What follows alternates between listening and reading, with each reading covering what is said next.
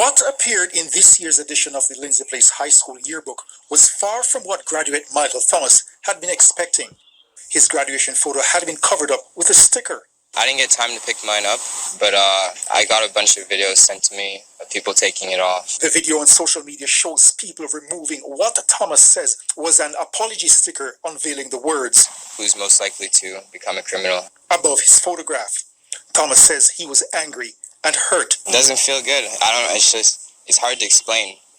It's just so much emotion, but I just felt really disrespected. Very.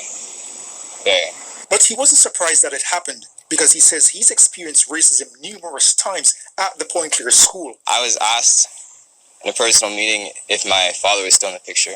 That stereotype. His mother, Robin Thomas, is disappointed given her son's achievements at the school and wonders why those weren't highlighted. All they can see is most likely to be a criminal. Why? She's frustrated because she couldn't protect him from the racism he faced at the school. It makes me feel like I failed.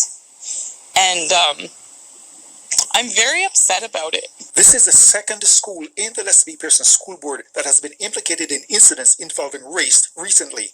In mid-June, 2 teenage girls from John Rennie High School were seen wearing blackface in a video that denigrates black people. For teacher Sabby Hinkson, the yearbooks should never have been printed with the offending text. How dare you realize that this was an issue and try to literally cover it up with a sticker, like putting a Band-Aid on a gunshot wound? She insists problems with racism in schools run deep. Her daughter, a Lester B. Pearson student, is afraid to go to school because of it. My child has asked me, "Mommy, can you homeschool me?" Just because she's 10 and she's been called the N-word. Lindsay Place plans to reprint all the yearbooks. The school issued a statement on their website saying, "We would like to formally apologize to our graduating student and his. We regret that this has unfolded." Thomas says he's hoping for concrete action to make sure something similar doesn't happen again. Phil Carpenter, Global News, Montreal.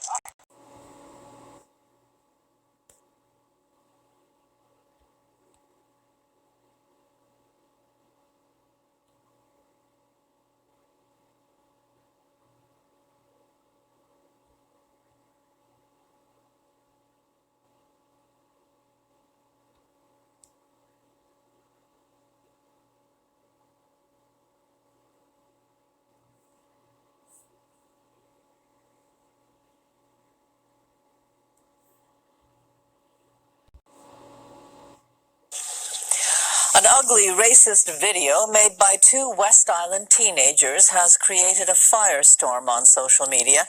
It's also prompted debate by school officials and parents over what should be done about it. Some are calling for the girls to be expelled. Amanda Klein reports. I'm a teacher, I'm a mom, I'm a black woman. So many mixed emotions are going in. I'm like, how do I react to this? In the video, 2 teenage girls are in blackface as they dance and recite what sounds like a rehearsed racist tirade. It also includes such vulgar language that this is the only part of the video CTV will air. According to one of the girls' mothers, it was made years ago but resurfaced yesterday and was shared on social media. Now, some say the girls should be expelled to teach them a lesson, then taught why it was wrong. We need to still make sure that they're educated because we don't want more hurt to come out of this. We just want understanding and clarity. The girls go to John Rennie High School, part of the Lester B. Pearson School Board. In its intercultural policy, the board promises to ensure the learning and social environment in the school or center is free from all forms of racial, cultural, and religious discrimination. We need to understand what these institutions are going to do so that this is adequately addressed. Because if they don't address it and the consequences are simply a slap on the hand, then they're setting a very dangerous precedent in a time where we're trying to advocate for the rights of Black people. Montreal police and the school board wouldn't comment on the ongoing investigation into the video, but the board did call it devastating and says it will work on making changes. Premier Legault has finally admitted that we have work to do in all sectors of society, and education is one of them, and we'll be right there alongside that.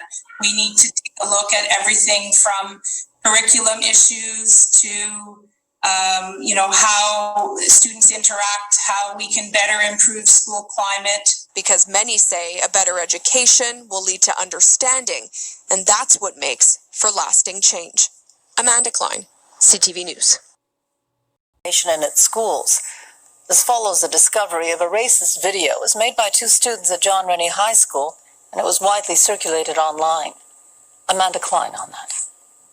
It was this video which surfaced last week that prompted the board to take action. 2 teenage girls in blackface performing what sounds like a rehearsed racist production. The outcome of such a shocking display of racism is a real wake-up call. It's not something that anybody thinks could be ignored or could be minimized. That's why the board passed a motion that includes creating a task force made up of staff, students, commissioners, and community members. Their job is to come up with concrete actions to fight racism and discrimination. That group is set to be in place by September 1st. The board has had an intercultural policy in place since 2001, meant to ensure that the Lester B. Pearson School Board is free from all forms of racial, cultural, and religious discrimination, making some skeptical about the board's renewed promise. So I'm just like, okay, in 19 years, the steps that you're saying that you're going to do with this new resolution are essentially what should have been established with this policy. Others are just hoping that the task force is more diverse than the board's commissioners. At this point, they need to really look to see how they can get representation in those places to really come up with something that works for everyone. And so that will, of course, be to have an inclusive team. No charges will be laid against the girls who made the video, and the board has yet to decide if the girls will stay at their school or be transferred elsewhere. But officials hope this motion will inspire everyone to speak out against discrimination when they see it. Amanda Klein, CTV News. Video from 2 young women who are girls. They are underage, and for that reason we're not playing audio of the video. We don't want them to be able to be recognized by their voices. It's also just extremely, there's almost nothing in the video that really we could play, because it's that